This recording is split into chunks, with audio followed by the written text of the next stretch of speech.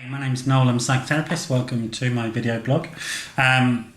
This one today is about this thing that we get often trapped into in modern life, about being too busy.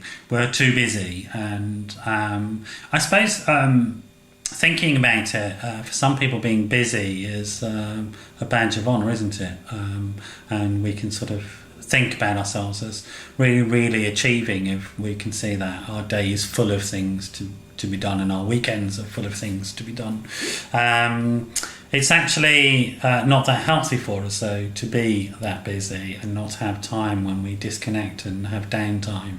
And I'm going to go through a few things here today, three things really that are damaged if we don't have time to switch off and tune out.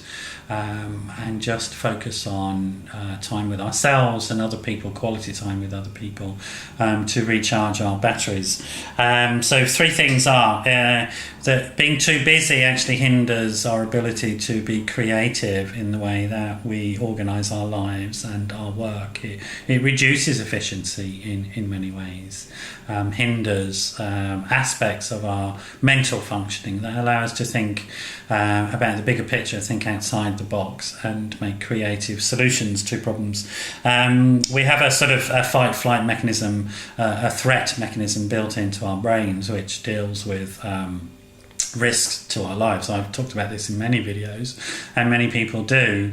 That's a sort of autopilot response, and much of what we do is autopilot. Much of what we do in terms of day-to-day living is automated in our brain. Our brain is great at automating things.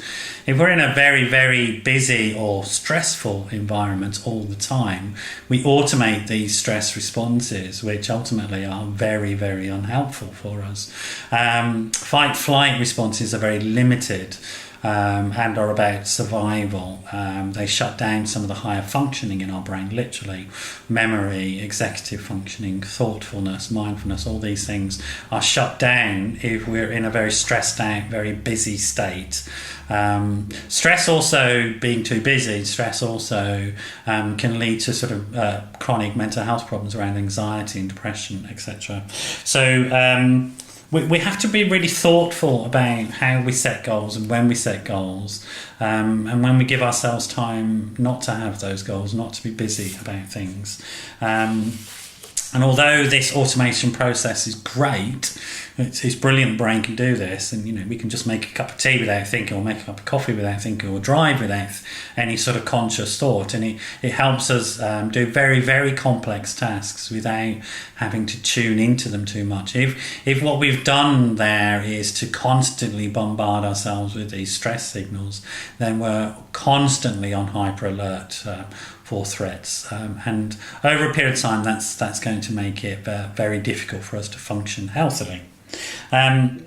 Being too busy also limits connection, meaningful connection to other people, and we absolutely need meaningful connection to other people. The core of what it is to be human is that we are social animals. When we connect with machines and blue screen phones and computers, those types of things, we're giving ourselves a hit of various neurochemicals, specifically dopamine, which make us feel really good, but it's not the same as when we connect with another human being, where we get other types of chemicals, specifically oxytocin, which are also feel good but bonding chemicals, emotionally bonding chemicals, enabling us to feel that we are connected to other people. So we get this stimulation from being very busy and connecting to, our Instagram account, our Facebook page, etc. And this does literally give us a sort of a feel good sort of burst of dopamine in our brain, but it stops us from seeking that in meaningful connections with other human beings, where we also get eye-to-eye contact with another human being, for example, produces large amounts of oxytocin, which makes us feel really good.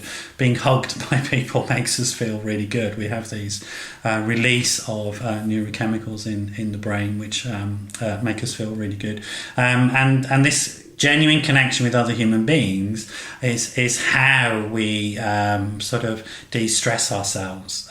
We get very stressed if we feel alone and isolated. And although we feel good from the dopamine of being online all the time, we at the same time perversely get stress responses in our body because we're not getting what we need from meaningful human contact with another person. We can do that to some extent through using Skype, etc., but actually getting into real world contact with people, so disconnecting from the phone and just sitting with somebody and talking to them and looking in their eyes and maybe holding hands, having a hug, all those things are crucial activities that we need to engage in if we want to be a well-regulated human being. Otherwise we deregulate, as we say in my field. And just coming back to that point, this idea of being overstimulated rather than being satisfied.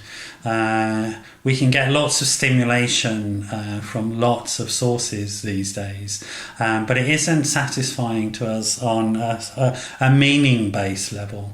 To really have a sense of meaning in life, we need to find time when we disconnect from stimulation, be with ourselves, learn to accept ourselves, our own company, and be with other people and learn to accept their company and what they can give to us as fellow human beings on a journey. I guess why this is important is that the loss of meaning within our relationships, within our interpersonal relationships, is a profound sign of depression. In cultures where they don't have depression, for example, they call it, we call it social death from an anthropological perspective. We look at people who are disconnected from others in smaller communities, for example, and we call it social death. This lack of meaning, this disconnection from meaning-based relationships, emotion-based relationships with other people, can have a very, very profound effects, not just on our emotional and mental health, but also on our physical health. It'll actually literally shorten your life by a significant period of time, 5 to 10 years. If you look at something called the Glasgow effect, you can have a look at that and Google it yourself, and you'll see guys in Glasgow can die 5 to 10 years sooner than guys elsewhere because of this lack of meaningful social contact. I hope that's been useful, and it's really to just sort of suggest to you that you need to think, be thoughtful and mindful about how you're structuring your week and your day. Have a look at your diary and actually just put in times when you're not really going to do very much other than just hang out with somebody, for example. That's a crucial part of life. It's a crucial skill to hold on to, and reduce the stuff in your diary, not increase it. Don't think, oh, I've got a space there, I can do that and do that and do that in those spaces. Have do nothing time. I really urge you to think about that very carefully.